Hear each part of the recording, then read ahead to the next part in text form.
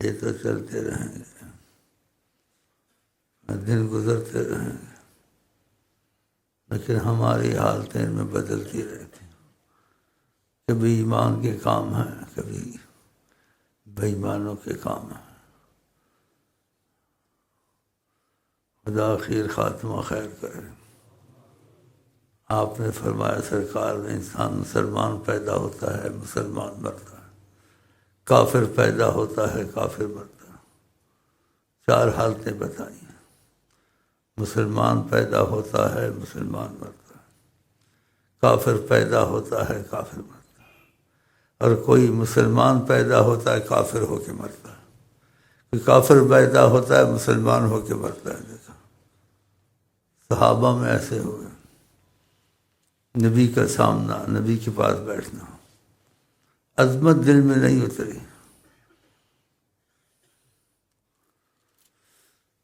جب عظمت دل میں نہیں اتری تو دیکھنے کا فائدہ نہیں ہوا۔ عظمت اترتی کہ جن کی وجہ سے کرم ہوا تھا اس کے سارے خاندان کی جوتے چاٹتا، اس کے ساتھ اس نے بحث کی، بیٹھے ہوئے بیچ میں، عظمت نہیں اتری، پھر ویسے کے ویسے ہوگا۔ دیکھنے کا مسئلہ جو ہوتا ہے وہ واقعہ ایک سعادت ہے، لیکن جب تک عظمت نہ اترے دل میں، ان کو دیکھا یا نہ دیکھا ما فیش فائدہ، کوئی فائدہ نہیں۔ دیکھے یا نہ دیکھے کافر ہو کے مر سکتا ہے، دیکھے یا نہ دیکھے اویس کرنی ہو کے مر سکتا ہے، دیکھے یا نہ اویس کرنی۔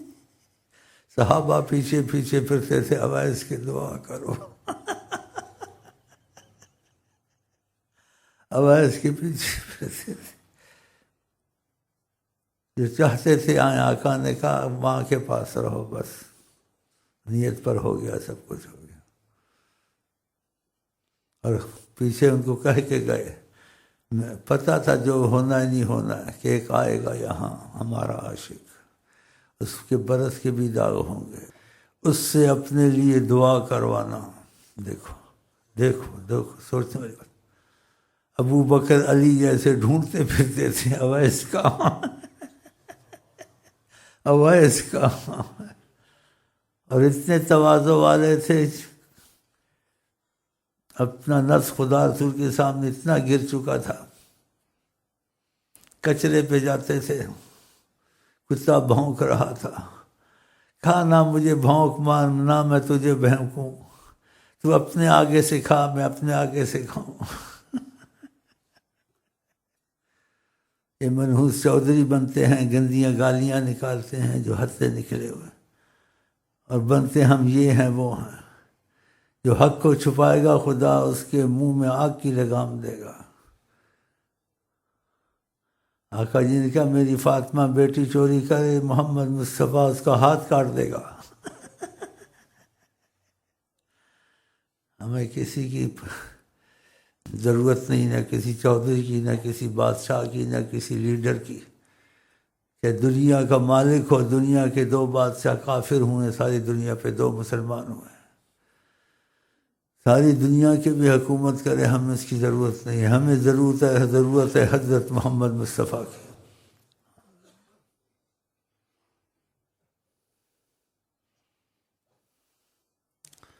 اویس کرنی فرماتے ہیں، کیا کسی دوسرے کا کلام ہے کہ کلام برحق ہے، جو کلام سناؤں گا آپ کو،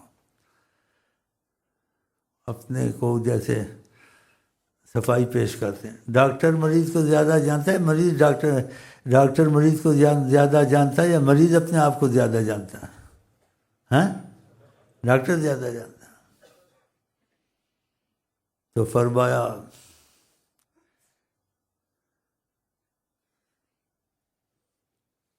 سوئی سے پہاڑ کو کرے دو، کتنا مشکل ہے، مشکل ہے نا؟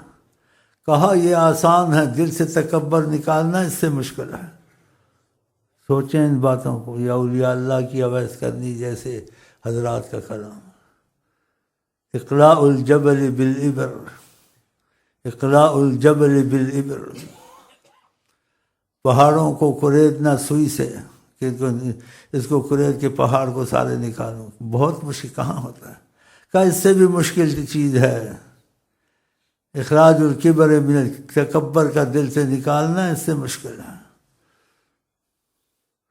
اور فرمایا جو تکبر کرے گا، آقا جی بندر خنزیر سے خدا اس کو زیادہ ذلیل کرے گا۔ نسب کا تکبر نہیں ہونا چاہیے، چودھری پن کا تکبر نہیں ہونا چاہیے، عبادت بھی کرے عبادت کا تکبر نہیں ہونا چاہیے کہ میں عبادت کرتا ہوں خدا بے نیاز ہے۔ مال کا تکبر نہیں ہونا چاہیے، اقتدار کا تکبر۔ فرمایا نبی کے اندر اللہ تعالیٰ کہتے ہیں الکبریاء ردائی، تکبر میری چادر ہے، فمن نازعنی فاہلکہ، جو میری چادر کو ہاتھ ڈالے گا میں اس کو ہلاک کروں گا۔ اسی زمین پہ قرآن ہے وَلَا تَمْشِ فِي الْأَرْضِ مَرَحًا، زمین پہ اکڑ کے نہ چلو، آرام سے چلو، جیسے پیر مار کے چلنا، ایک ٹنگ کر کے چلنا نہ کرتے ہیں ایسے بہت سے لوگ۔